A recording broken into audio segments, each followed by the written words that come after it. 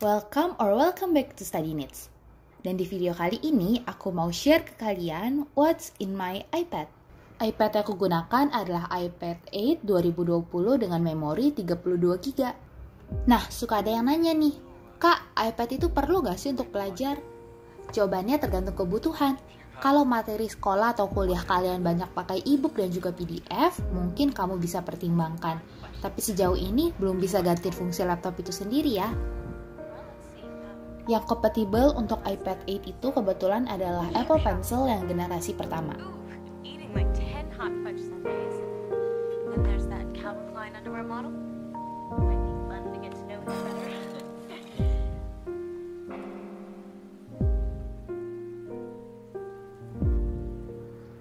Selain itu, aku juga menggunakan keyboard tambahan. Di sini aku pernah cobain dua model, yaitu yang pertama yang beli di Shopee, merek Gojodok, harga 150.000 udah dapet keyboard dan mouse. Dan yang kedua adalah Logitech yang K380. Yang beli di Shopee ini ukurannya kecil dan ringan, jadi mudah dibawa-bawa, tapi menurutku kurang nyaman untuk dipakai ngetik.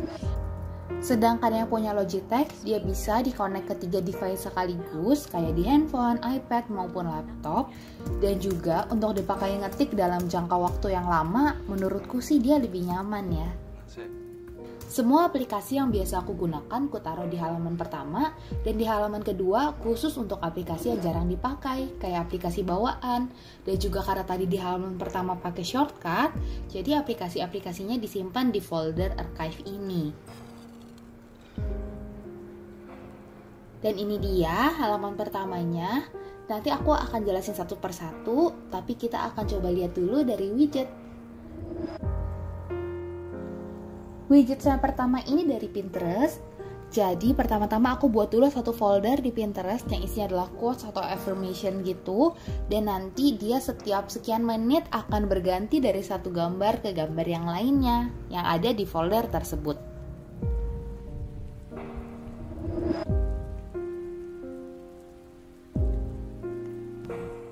Dan widget lainnya ada First of the Day dari Bible App, terus ada Notion, Notes, dan juga kalender.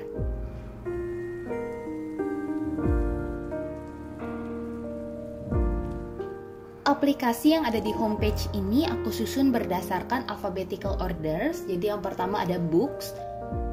Di sini aku simpan e-book yang formatnya EPUB.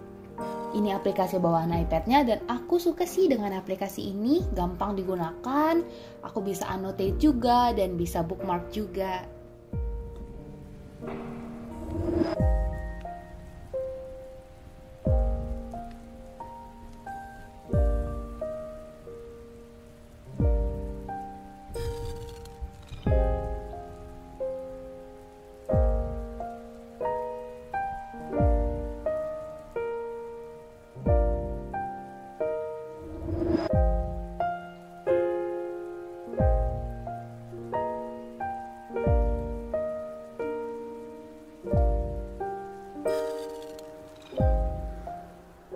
Terus yang kedua ada kalender.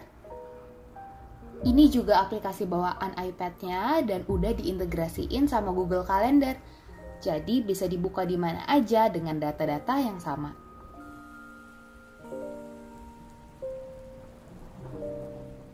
Nah, untuk kamera, clock, file, mail, photos, dan settings aku nggak buka ya, karena sama aja sih kayak aplikasi pada umumnya. Paling yang terakhir ini di luar folder, aku juga taruh shortcut digital planner yang aku pakai sehari-hari.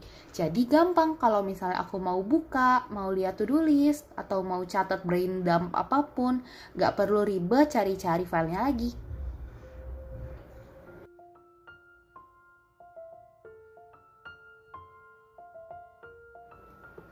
Sekarang kita masuk ke folder productivity ya. Dari awal beli iPad, aku anggap ini kayak investasi buat studi aku.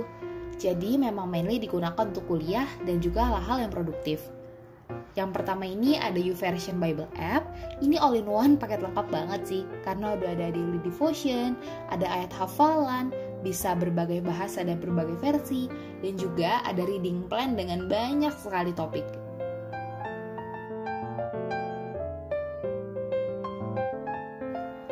Yang kedua ini ada Google Classroom, karena sampai semester depan aku masih online, jadi ini masih kepake banget untuk lihat silabus dan juga untuk input tugas. Lalu ada Google Docs. Karena Microsoft itu berbayar ya di iPad ini, jadi aku siasatin pakai Google Docs aja. Lagi pula lebih mudah, kalau mau edit di laptop juga jadi lebih gampang, langsung dibuka Google Docs-nya.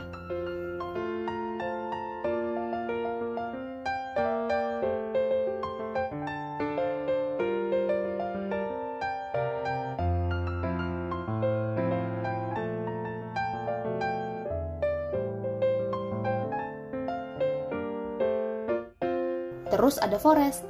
Ini untuk blok distraksi dari aplikasi-aplikasi lain. Jadi bisa pilih jangka waktunya, jenis pohonnya, bisa deep focus mode juga supaya kita nggak buka-buka aplikasi yang lain. Next ada GoodNotes. Ini yang paling sering dipakai sih karena berguna banget untuk note taking. Aku susun berdasarkan keperluan di tiap-tiap folder, jadi lebih mudah untuk cari file yang nantinya akan digunakan.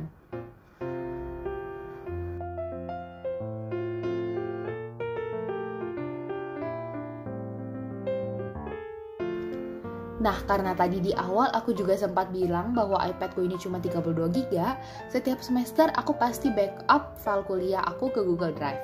Mostly udah nggak dipakai lagi, paling cuma dibaca-baca aja. Jadi lebih baik simpan di cloud supaya iPad-nya nggak kelebihan kapasitas.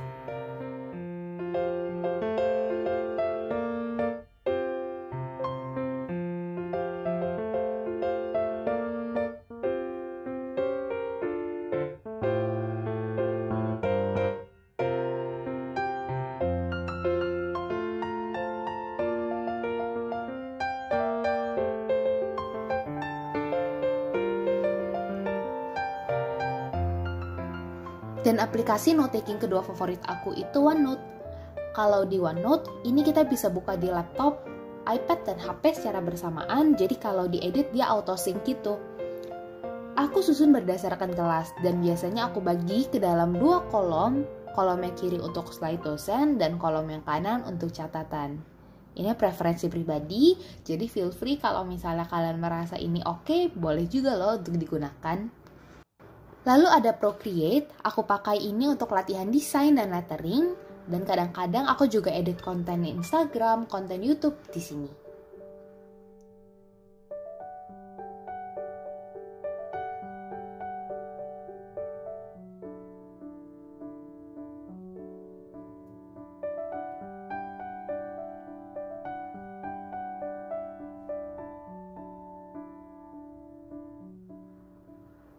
Sisanya ada Google Translate seperti pada umumnya karena materi kuliah biasanya bahasa Inggris, dan juga ada Zoom Meeting.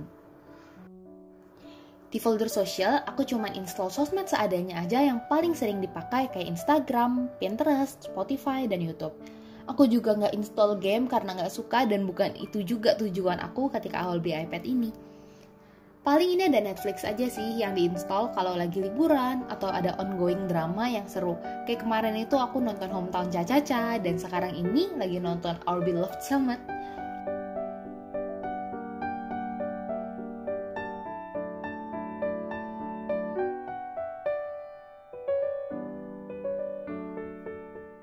Dan terakhir ini ada aplikasi Gramedia Digital. Sekarang sebisa mungkin aku nggak beli buku fisik kecuali dia emang nggak ada versi digitalnya. Jadi langganan Gramedia Digital ini lifesaver banget. Cuman ya berharap banget sih aplikasinya bisa dikembangin lagi. Menurutku it's a good start lah buat perbukuan digital Indonesia. Suka banget.